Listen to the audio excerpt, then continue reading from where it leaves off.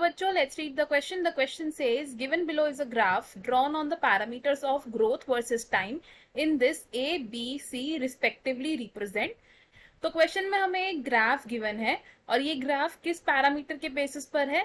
Growth versus time, यानी कि जो y एक्सिस है उस पर हमें दिया है पॉपुलेशन साइज और x एक्सिस पर दिया है टाइम. हमें क्या करना है? इस ग्राफ में आइडेंटिफाई करना है A, B और सी को, और जो चार ऑप्शन हमें गिवन है इनमें से करेक्ट आंसर को चूज करना है. तो सबसे पहले हम इस क्वेश्चन में की कॉन्सेप्ट को समझेंगे. तो इस क्वेश्चन में हमारा जो की कॉन्सेप्ट यूज हो रहा है वो क्या है? Geometric growth. Geometric growth. तो ज्योमेट्रिक ग्रोथ क्या है? ये एक ऐसा ग्रोथ पैटर्न है जिसमें न्यूट्रिएंट्स लिमिटेड रहते हैं for the cells. Nutrients are limited. इस ग्रोथ पैटर्न में क्या होता है? इनिशियली जो प्रोजेनी है वो स्लो ग्रोथ रेट शो करती है. इनिशियल ग्रोथ रेट कैसा है? स्लो है.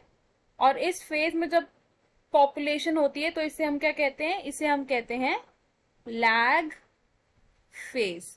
लैग फेज के बाद क्या होता है? पॉपुलेशन की ग्रोथ रैपिडली इंक्रीज करती है. तो rapid growth rate,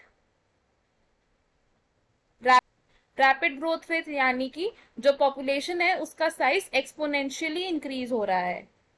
exponential increase. और इस फेज को हम क्या कह सकते हैं? लॉग फेज या फिर एक्सपोनेंशियल फेज. लॉग और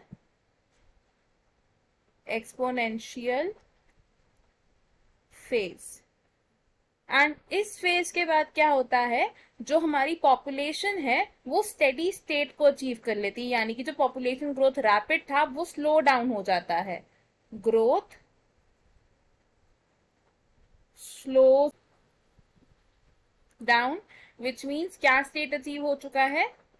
स्टेडी स्टेट में आ चुकी है हमारी पॉपुलेशन. और इस फेज को हम क्या कहते हैं? इस फेज को हम कहते हैं स्टेशनरी फेज. स्टेशनरी फेज और स्टेडी स्टेट. Steady state. अब ज्योमेट्रिक ग्रोथ को अगर हम प्लॉट करें तो किस तरीके से बनता है वो? एक्स एक्सिस पर हम लेंगे टाइम और वाई एक्सिस पर हम लेंगे पॉपुलेशन का साइज. तो सबसे पहले क्या होगा? लॉग फेज आएगा, यानी कि जो पॉपुलेशन है वो स्लोली ग्रो करेगी. उसके बाद क्या होगा?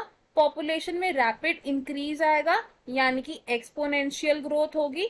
एक्सपोनेंशियल ग्रोथ होने के बाद क्या आएगा? पॉपुलेशन स्टेडी स्टेट को अचीव कर लेगी, यानी कि वो ग्रोथ रेट स्लो डाउन हो जाएगा.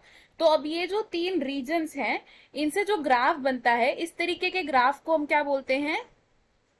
Sigmoid curve. तो इस ग्राफ के रीजन्स क्या क्या है? सबसे पहले ये रीजन क्या डिपिक्ट कर रहा है? This region is lag phase, जब पॉपुलेशन इनिशियली धीरे धीरे ग्रो कर रही है. Then this phase is called log phase, जब पॉपुलेशन में एक्सपोनेंशियल इंक्रीज हो रहा है. एंड इसके बाद जब पॉपुलेशन ग्रोथ स्लो डाउन हो जाता है, इसको हम क्या कहते हैं? स्टेशनरी फेज और स्टेडी स्टेट. तो क्वेश्चन ने हमें जो ग्राफ दिया था उसके अकॉर्डिंगली ए क्या है?